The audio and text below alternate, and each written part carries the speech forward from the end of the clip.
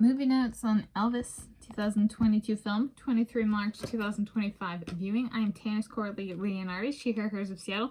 This is the copy it all began with Richmond Beach Library, King County Library System, back in November 2024, for me, anyway.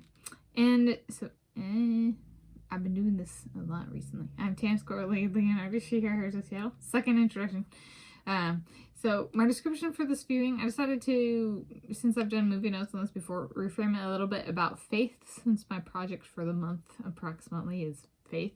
So it's a biographical film about music artist Elvis Presley and some of the influences on and inspirations for his works, including early exposure to certain Christian worship settings and a particularly impactful Reverend. And it is something, so Christianity is something that, in kind of the concept of good and evil and salvation and that kind of stuff, does come up throughout his music that is as portrayed in this movie.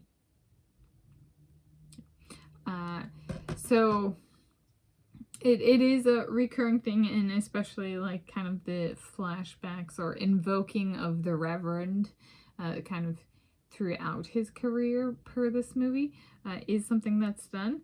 So I think that's a little interesting. He's for rock and roll without kind of a country flavor. I don't know if there's anybody who makes music quite like that these days. That's as mainstream or perhaps as best-selling or whatever as Elvis Presley was. So that's not something that necessarily has existed in my lifetime. I was born in the early to mid 1990s. So it's currently still a uniquely Elvis Presley, and I guess Johnny Cash might have been kind of in a similar arena, but not necessarily in my lifetime. Especially no new stars in that particular music faith arena Venn diagram space. And outside of country music, right? If it's country music, it's like, okay, there are way too many of you guys. But like rock and roll, and actually good rock and roll, let's see. So Johnny Cash one technically kind of because he was country. So then we're back to just Elvis Presley. There we go. All right. Anything else